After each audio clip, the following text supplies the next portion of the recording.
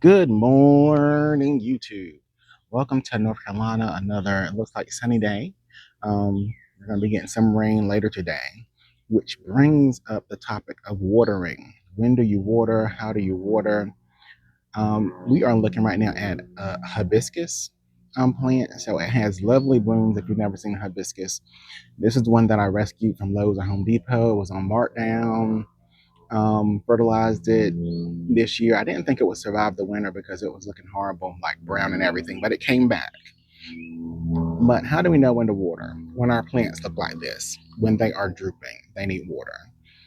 For reference, I think we had like rain 2 or 3 days in a row, and then we didn't have maybe but like a light misting maybe a day or two ago, and now it's drooping. So now it needs water. It could mean that maybe the pot is too small, or just we need to, increase the watering frequency. But in any case, it needs water. It's drooping. Just like that fig there, the leaves are kind of drooping. It needs water. Now, the next question is, should I water if I'm expecting rain? My motto is give it just a little bit. Unfortunately, our forecasts are not 100%. So I'm going to just hit both of these, all three of these really. Then there's another fig that I have with a little bit of water. I'm also going to do this lemon tree with a little bit of water, just because in case it doesn't rain, we want to hedge our bets basically. So we're going to hit that with some water later today. I might show you a little bit of the garden, give you a few updates. All right, so a quick update on the garden. Um, Pretty much everything that we transplanted is continuing to grow. You can see here this pepper is putting out a few more flowers. We actually have a pretty decent sized pepper right there. Our tomatoes are getting larger. These are the um, dwarf indeterminates. These transplants are doing pretty good. They're nice and perky, as is this tomato. And then this is a butterfly bush that I guess it'll come back every single year. And so it came back this year. It's looking nice, developing a little bit of color on the flowers. So hopefully those are bloom pretty soon.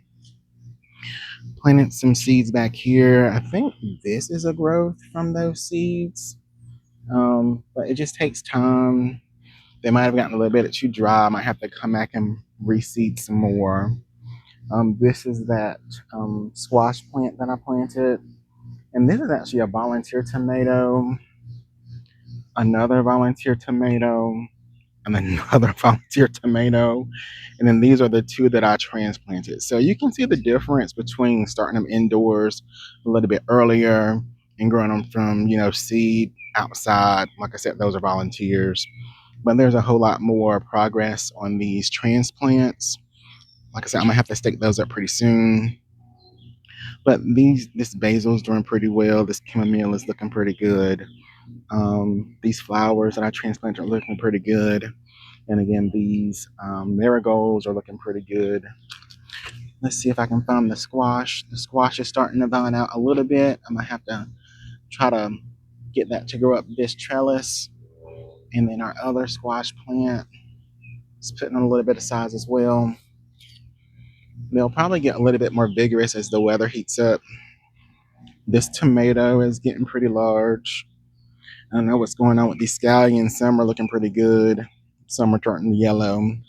Might have to hit that with a little bit of fertilizer. Except this tomato is pretty good. This basil plant is starting to grow a little bit more. And then, of course, our snapdragons are looking okay. They're kind of stunted. Hopefully they continue to grow, unless it's like a miniature variety. I think they're like supposed to be full size though. And then this is our original fig tree. So I bought a fig tree probably about 3 or 4 years ago, and I put it in a container and I transplanted it here. It lost a lot of size, but now it's doing pretty good. I hit it with some fertilizer earlier this year, cut off the dead and the low growing branches, and it's taken off. This is actually one of the cuttings that I took from that original fig. just like the other figs that you saw in the earlier today. These were from cuttings from the mother plant, and so they're all doing actually pretty good.